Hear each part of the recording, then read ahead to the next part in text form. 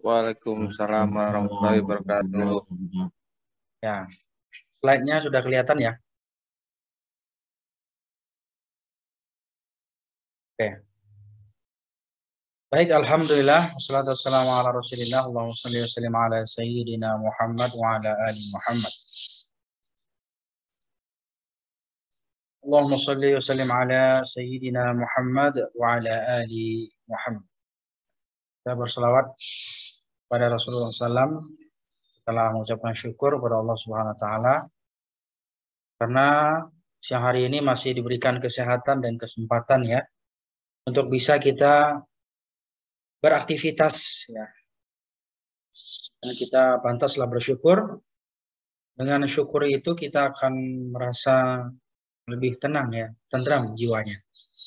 Kemanapun kesulitan dan keadaan yang kita miliki saat ini, kita berserah dirilah pada Allah Subhanahu wa taala. Karena la yukallifullah nafsan illa usaha ya. Allah tidak akan membebani seorang hamba kecuali sesuai dengan kadar kemampuannya. Jadi kita merasa sulit, merasa berat dalam hidup, kita yakin bahwa itu tanda bahwa kita mampu gitu ya untuk menjalaninya gitu. Jadi tetap istiqomah dan tawakal kepada ketentuan Allah Subhanahu wa taala. Baik teman-teman semuanya, terima kasih sudah bergabung Mas Dodi, Mbak Desi, Mas Rofian, Regino, Anissa, Putri ya, dan lain-lain. Ini kalau bisa di on cam juga boleh nih. Biar saya lihat wajahnya nih.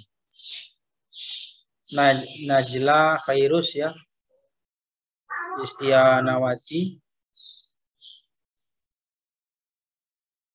Ini asli kan yang kuliah kan, orangnya ada kan.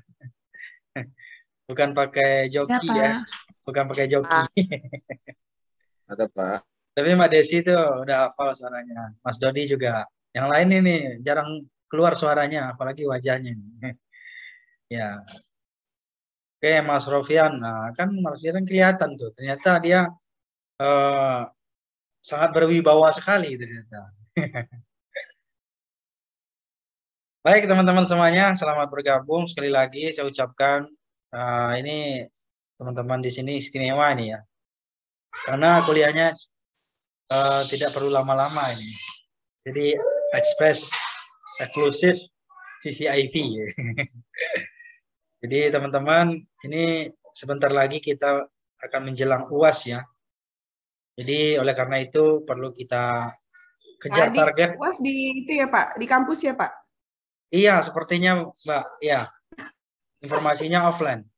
Gak apa-apa, biar saya kenal nih sama orang-orangnya di sini kan. Tapi maklum ya Pak, kalau misalnya dalam pengerjaannya tuh mungkin kurang karena kan kita offline, beda dengan online ya. Kalau ini kan kita open book ya gitu. Iya, jadi ya harus maklum lah ya. Ya, itu bagian offline itu bagian kehadiran itu udah dinilai juga. Ya, gimana nanti ya kesungguhannya dalam mengerjakan ya. Nah, termasuk juga nanti sikapnya, sananya ya, dan lain-lain. Makanya nanti. Apa sesuai ini ya Pak? Pak Adi, mau tanya dong, apa sesuai dengan jam? Misalkan kita kan hari Sabtu, kuliah kita kan jam 1 nih. Apa begitupun sama dengan UAS kita jam 1 juga? Untuk sementara ini. Atau dari pagi? Belum tahu info sementara ya, ini kayaknya sesuai. Ya, biasanya sesuai dengan jadwal. Tapi intinya waktunya saya itu tanya ke minggu. Akuntansi, manajemen akuntansi Pak. Ya. Itu akuntansi manajemen tadi ini Pak sesuai dengan jam kuliahnya Pak. Oke. Ya berarti kan bisa di desain lah ya waktunya sampai nanti gimana ya ketentuannya. Maksud saya bisa direncanakan lah waktunya dari sekarang gitu ya. Biar nanti tidak berbentrokan dengan pekerjaan atau tugas-tugas yang lain. Baik, teman-teman, ini terutama materinya untuk UAS ini sekalian yang saya presentasikan ini nanti masuk ke soal-soal ujian akhir semester ya. Mulai dari masalah ibadahnya kemarin, kemudian pembahasan sholat, kemudian tata cara sholat Jumat, dan hari ini kita akan bahas tentang sholat sunnah. Ya, teman-teman, nanti kalau misalnya offline Zoom-nya silakan ditekan lagi ya, balik lagi masuk nanti. Ya. Baik, sholat sunnah ya. Nanti insya Allah di sesi yang kedua kita akan diskusi dan tanya jawab ya, terkait juga dengan kiat-kiat soal-soal ya, soal-soal. Jadi biasanya kalau soal-soal itu datang dari ini hal-hal problem-problem, diskusi-diskusi yang kita bahas di saat perkuliahan berlangsung itu biasanya masuk juga ke dalam soal-soal UAS gitu. Maka teman-teman disimak aja, biasanya ada pertanyaan atau mungkin bahkan soal itu bisa saja pertanyaannya berawal dari teman-teman semua gitu, teman-teman yang nanya gitu. Ya, oke kita lanjutkan. Sholat sunnah. Jadi ada yang sholat sunnah itu terbagi kepada dua bagian. Ada yang dilakukan dengan berjamaah, ada yang secara munfarid. Munfarid itu sendiri-sendiri. Ya. Sholat sunnah berjamaah itu paling tidak kita ada 5. Sholat idain. Sholat idain itu apa itu Mas Dodi? Idain.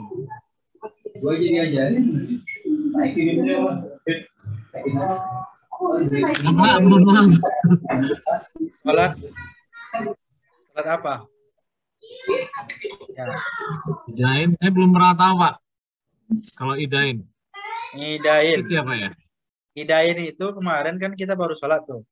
Jadi idain itu Idul Fitri dan Idul Adha. Jadi namanya sholat idain atau 2 hari raya. Tapi ada juga yang kemarin yang 3 hari rayanya ya. Karena Idul Adha-nya hari Sabtu dan hari Minggu. jadi 3 jadinya ya. Saya baru tahu Pak namanya idain. Saya tahu sholat Id gitu aja Pak. Sholat sunnah Id itu 1, Idul kan 1, idaini kan 2. Nah, gitu. Jadi idain kalau kita dengar ada orang ngomong sholat idain berarti sholat 2 hari raya. Kalau id aja berarti sholat 1 hari raya gitu. Makanya Idul Fitri, Idul Adha. Kalau idain nah berarti kan kedua-duanya gitu. Nah, itu. Nah ini ya teman-teman. Jelas bahwa sholat idain itu mesti dilaksanakan secara berjamaah. Contoh kemarin ada yang di masjid, musola, bahkan yang lebih afdol itu dilaksanakan di lapangan. Kemarin juga ada ya di lapangan Jakarta Internasional apa ya? Stadion ya? Di JIS ya? Siapa yang udah pernah sholat di sana itu? Sholat Id-nya. Kan udah 2 tahun ini ya? Maksudnya udah 2 kali ini gitu. Udah 2 kali hari raya dilaksanakan. Sholat Idul Fitri dan Idul Adha. Kalau nggak salah itu sudah dilaksanakan di sana ya. Itu boleh. Di lapangan itu boleh. Nggak ada masalah. Di arena parkir juga boleh. Ya. Silakan. Yang penting tempatnya itu bersih dan suci. Dan tentunya menghadap kiblat. Bukan menghadap stadion pusat Manchester United gitu ya. Baik, sholat idaini ya. Idaini itu sholat Idul Adha, Idul Fitri dan Idul Adha. Caranya kemarin udah dilaksanakan ya, nggak perlu saya jelasin lah satu persatu. Yang jelas kita sebagai mahasiswa harus ngerti tentang perbedaan-perbedaan yang terjadi di dalam masyarakat gitu ya. Misalnya tentang penetapan awal bulan Hijriah atau awal bulan Ramadan kemarin kan, dan demikian pula dengan awal bulan Zulhijjah. Intinya mau pakai hilal, mau pakai ru'yat, semuanya sama ya.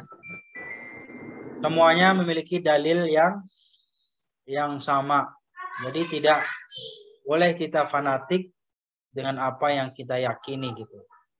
Tapi kita harus meyakini betul apa yang kita yakini itu adalah suatu kebenaran dan kita lakukan gitu.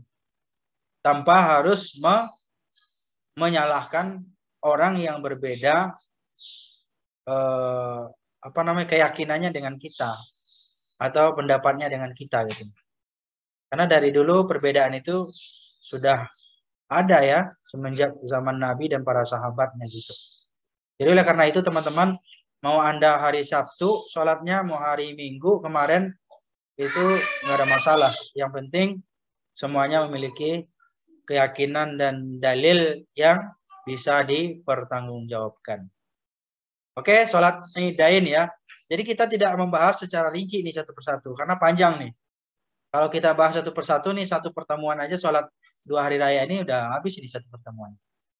Jadi kita secara umum saja, apa saja sholat-sholat sunnah itu, baik dilakukan secara berjamaah maupun dengan cara munfarid atau sendiri-sendiri. Sholat istisqa, ya, istisqa ini ada yang tahu? Boleh juga di searching, nggak apa-apa, cari di Google gitu. Sholat turun hujan ya Pak?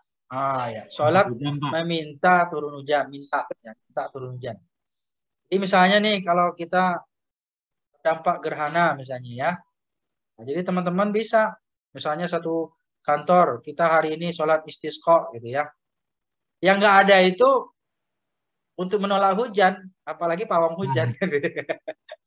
Itu benar Pak. Nah itu nggak ada itu. Kalau minta hujan ada sholatnya, ada doanya. Tapi kalau untuk menolak hujan nggak ada itu. Makanya dalam Islam itu Islam tidak membenarkan adanya pawang hujan gitu. Makanya profesi pawang hujan itu dalam Islam haram. Sama dengan dukun atau tukang tenun atau tukang sihir kan gitu ya.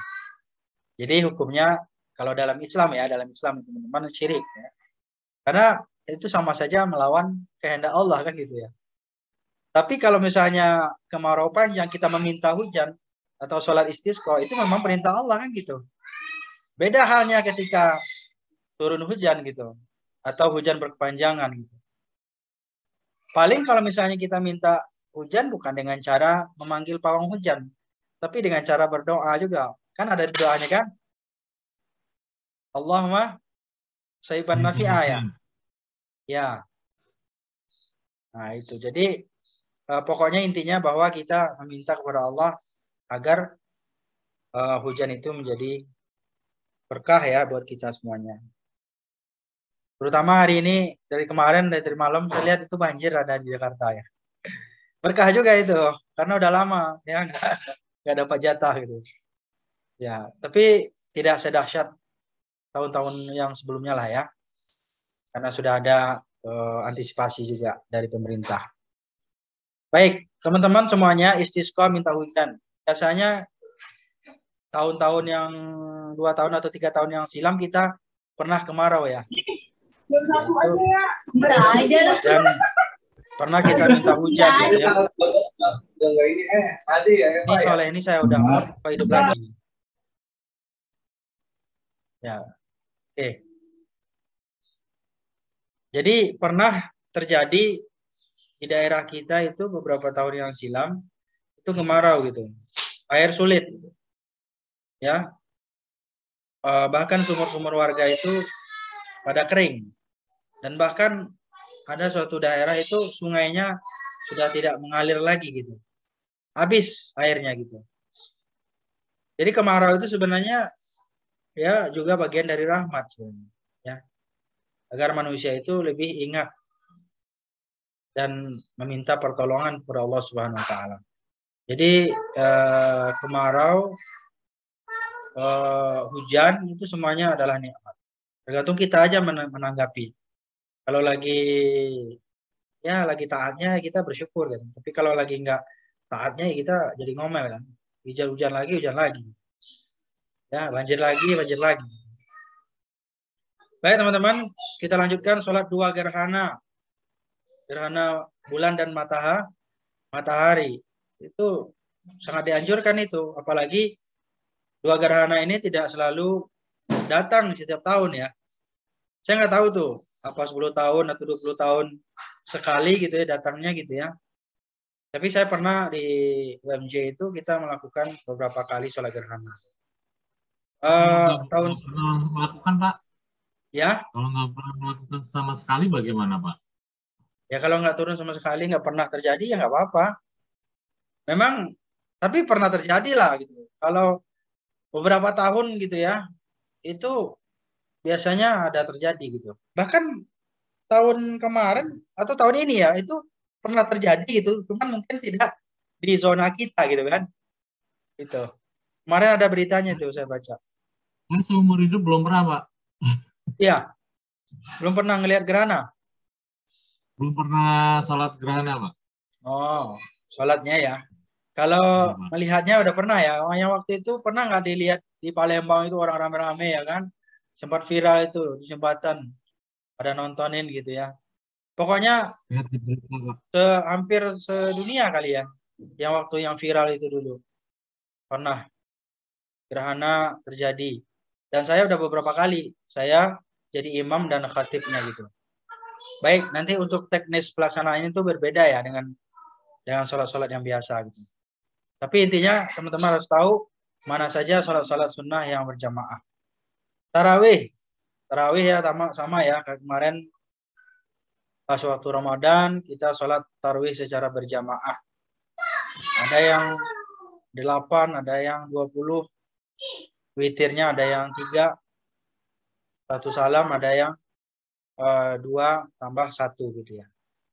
Ini sholat tarawih dan witir satu paket ya. Jadi sholat berjamaah.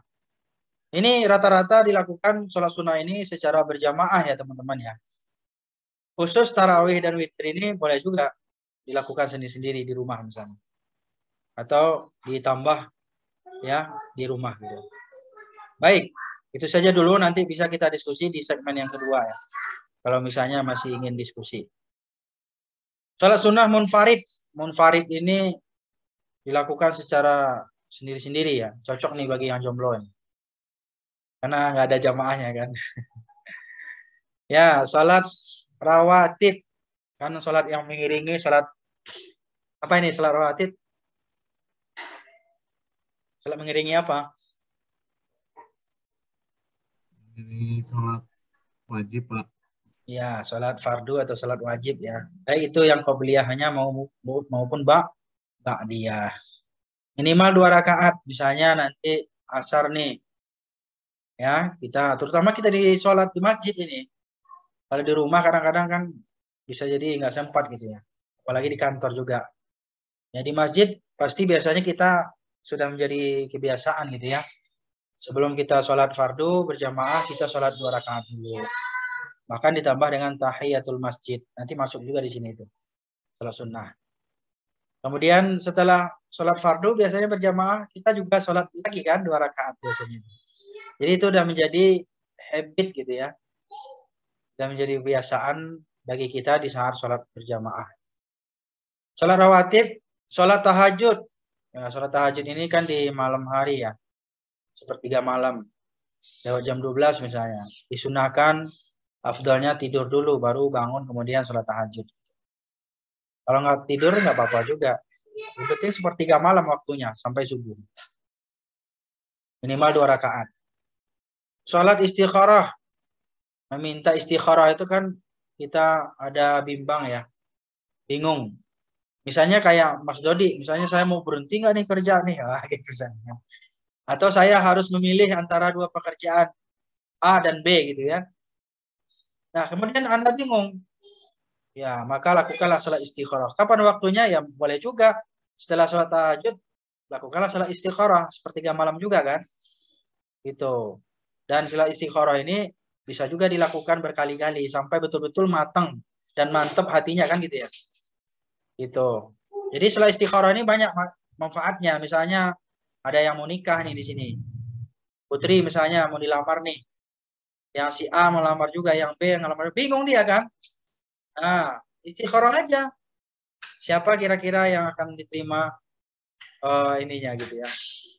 Diterima lamarannya gitu. Jadi istikharah itu semacam sholat meminta petunjuk gitu ya. Nah, petunjuk kepada Allah Subhanahu wa taala. Salat hajat juga sama ya, memiliki keinginan ya, maka memintalah kepada Allah Subhanahu wa taala. Salat hajat namanya, hajat ya, kebutuhan, keinginan ya. Singkat saja salat duha.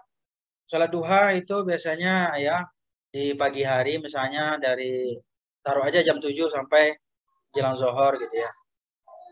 Atau jam 9 pasnya gitu ya. Lagi enaknya pagi-pagi hari lah gitu ya. Misalnya teman-teman nih mau ke kantor, kemudian nyampe di kantor sambil istirahat dulu sejenak di musolanya gitu atau di mana, salat 2 rakaat gitu ya, salat duha gitu misalnya gitu. Sebelum memulai pekerjaan. Salat wudhu, sunnah wudhu ini misalnya setelah wudhu Anda salat sunnah gitu. Namanya sunnah wudhu kan gitu ya. Nah, sunnah wudhu. Jadi ini beberapa salat sunnah, baik itu yang munfarid maupun tadi dijelaskan ya. Oh, ada lagi sambungannya ya. Tasbih. Tasbih ini juga beda nih tata cara pelaksanaannya. Ya, salat tasbih. Ada lagi salat sunat taubah. Tasbih ini jarang nih orang melakukannya. Biasanya paling tidak seumur hidup sekali lah gitu ya. Sekali salat tasbih. 8 itu salat taubah. Salat taubah itu adalah salat minta ampun gitu ya. Nah, kita merasa ada kesalahan, ada dosa. Ya, salat taubat kita. Rata-rata salat-salat sunnah ini teman-teman itu dimulai dari 2 rakaat gitu ya. Semakin banyak, semakin bagus karena dia sunnah kan gitu ya. Nah, salat taubah. Kapan dilakukan ya? Ketika kita ingin bertaubat gitu kan. Nah, lebih baik juga dilakukan malam hari. Salat tahiyatul masjid tadi sudah saya jelaskan, ketika Anda masuk dalam masjid atau musola. Beda ya kalau misalnya salat Id di lapangan, nggak ada salat tahiyatul lapangan gitu ya. Nah, tapi ya langsung aja duduk, atau mungkin kalau mau salat di lapangan berarti mungkin salat duha kali atau salat mutlak. Ada salat mutlak. Ah, ini yang nomor 10 salat mutlak. Kepengen salat aja gitu. Jadi tek di hatinya gitu ya. Kepikir mau salat, ya udah salat aja gitu. Nggak menentu waktunya kapan.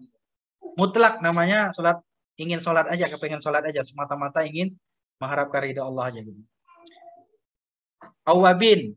Nah, awabin apa itu teman-teman? Ini kan yang jarang-jarang ini saya mau tanya. Awabin. Ada yang tahu? Nggak tahu, Pak. Hah? Mutlak sama awabin saya nggak tahu, Pak. Belum pernah Ya. melakukannya. Sebenarnya salat awabin ini kan awabin, tawabin. Sama juga sebenarnya. Salat awabin itu adalah salat apa namanya? Salat meminta ini juga, meminta ampun juga ya. Salat sunnah yang sama dengan salat taubah, awabin. Ya. Nah, jadi salat awabin ini cuman bedanya salat awabin ini kan biasa dilaksanakan ya, antara waktu maghrib dan isya. Tapi ada juga yang mengatakan salat awabin itu adalah salat duha. Tujuannya adalah untuk meminta taubat. Ini banyak pendapat lah gitu ya. Pembahasan tentang masalah awabin. Ini nama lain dari salat sunnah juga. Awabin lebih afdal dilakukan antara maghrib dan isya. Ya. Salat lalai ya, Pak? Hah? Lalai. Kalau Ya. di Google ini namanya salat lalai. Salat lalai. Saya baru tahu. Iya. Jadi orang apa namanya? Kafrak. Rasa lalai atau khilaf ya. Kemudian dia dianjurkan salat awabin. Jadi salat sunnah dengan bertujuan untuk apa? Untuk bertaubat ya. Taubat dari kelalaian atau kekhilafan ini. Baik teman-teman, ya sebenarnya mungkin bisa saja kita udah melakukannya ya. Tapi namanya kadang-kadang kita nggak familiar gitu. Oke. Nah, ini dalil salat sunnah ini. Ini banyak dalil-dalilnya ya. Kalau kita lihat, kita perhatikan, dalam hadis ya datang kepada Rasulullah seorang Arab.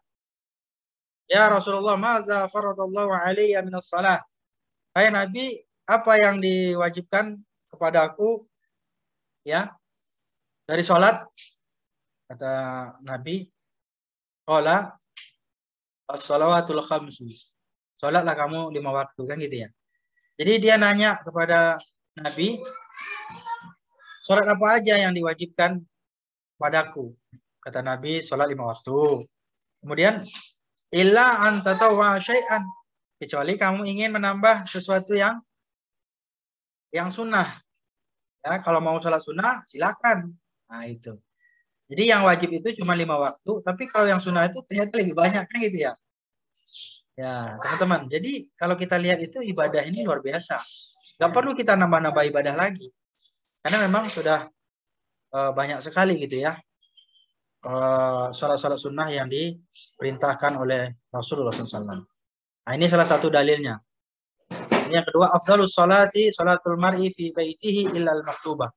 Sebaik-baik sholat itu adalah sholat seorang di rumahnya kecuali sholat fardu. Kalau sholat wajib kita dianjurkan di masjid. Tapi kalau sholat sunnah boleh di rumah. Bahkan lebih afdal. Misalnya teman-teman nih, ya kalau sholat tahajud, sholat istikharah, sholat apa di rumah aja nggak apa-apa. Atau sholat awabin tadi, atau sholat mutlak misalnya, atau sholat rawatib, gitu. Ya, jadi sholat sunnah. Nabi itu kalau pulang dari masjid sampai di rumah dia sholat lagi sholat sunnah itu. Ya, dan juga sebelum tidur sholat sunnah lagi, kan gitu. Bangun tidur malam hari sepertiga malam sholat sunnah lagi, kan gitu. Nah itu, jadi sholat sunnah itu lebih afdal juga di rumah. Apalagi kalau misalnya bisa bareng keluarga, kan gitu ya. Ini dalil-dalilnya banyak sekali ya. Sholat qa'iman fa'ilam tasri qa'idan. Jadi ini tentang sholat berdiri ya. Jika tidak mampu, bolehlah kita duduk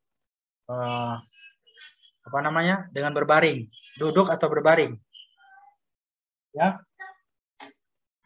duduk atau berbaring. Jadi sholat itu sebenarnya mudah, teman-teman. Kita sakit, kita nggak mampu, kaki sakit, pegel misalnya, kalau sholat sunnah itu boleh aja duduk. Beda kalau misalnya sholat wajib itu diupayakan berdiri dulu, kan gitu ya.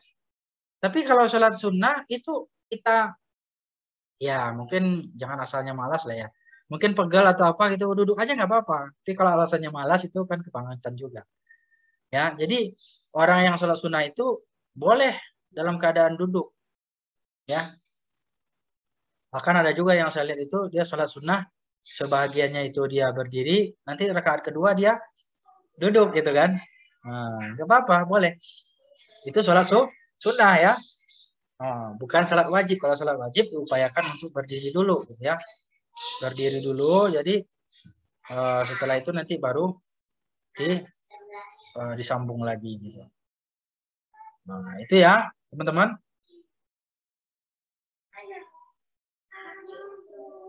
Ya. Baik.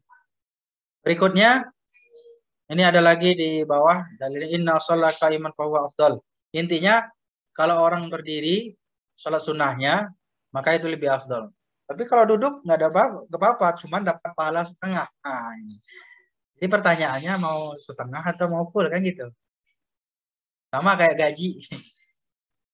Kalau mau kerjanya full berarti kan gajinya full, kan gitu istilahnya. Kalau mau status karyawannya setengah, ya berarti gajinya setengah itu.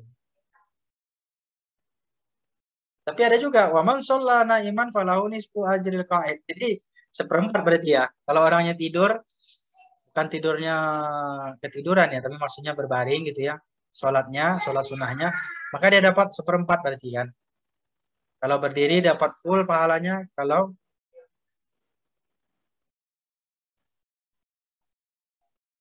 baik, teman-teman kita lanjutkan mengenai dalil ya. Dalil tentang sholat sunnah. Jadi tadi ada beberapa dalil, udah 1, 2, 3, 4, ada 4 itu. 5, 6. Wih,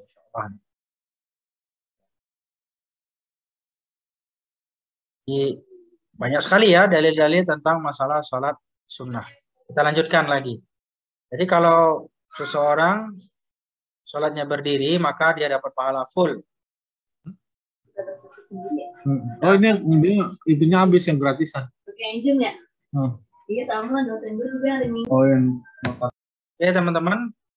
Jadi ini adalah dalil tentang sholat sunnah. Ya, beda halnya dengan sholat wajib ya. Kalau sholat wajib diupayakan berdiri dulu. Tapi kalau sholat sunnah itu boleh kita dalam keadaan duduk. Tapi pahalanya wa man shalla qa'idan falahu nisfu ajril qa'im. Kalau orang itu sholat sunnahnya berdiri, maka pahalanya setengah. Setengah orang yang, maaf, kalau dia sholatnya berdiri, duduk, maka dia akan dapat pahala setengah.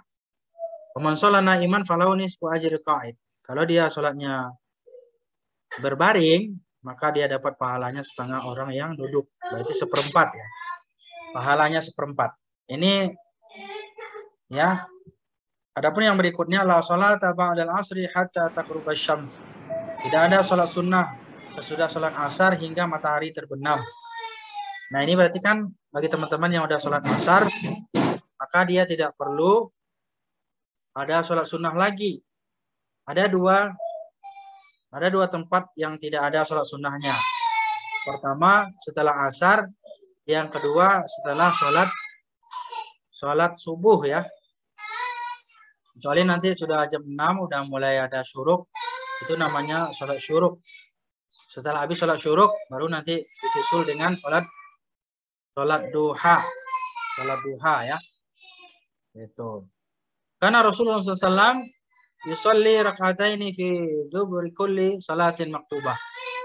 Rasulullah itu selalu mengerjakan sholat 2 rakaat setiap kali selesai sholat fardu. Kecuali sholat subuh dan sholat asar.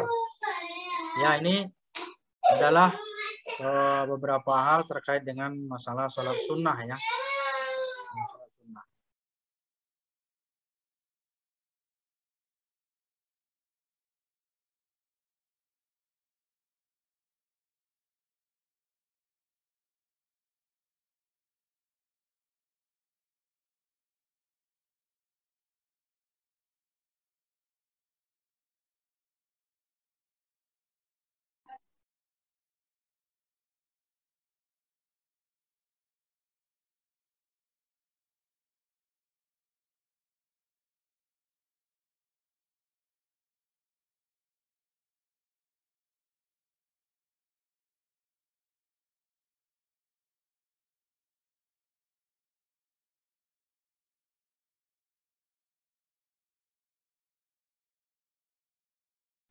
Oke. Kita lanjutkan. Sedikit lagi. Ini sholat tarawih. Ini pelaksanaan masing-masing ya. Sholat tarawih 4 rakaat 1 salam ada. 2 rakaat 1 salam juga ada. Ya. Ini contoh saja ya. Ini teman-teman ada soal ya. Ini soal dari mahasiswa saya sebelumnya. Nah itu beberapa hal terkait dengan masalah dalil ya, dalil tentang sholat sunnah ya. Ya udah habis materinya. Jadi Rasulullah SAW itu selalu sholat sunnah setelah sholat wajib, kecuali 2 waktu setelah subuh dan asar. Baik, sampai di sini ada pertanyaan? Pak, saya boleh bertanya Pak dikit.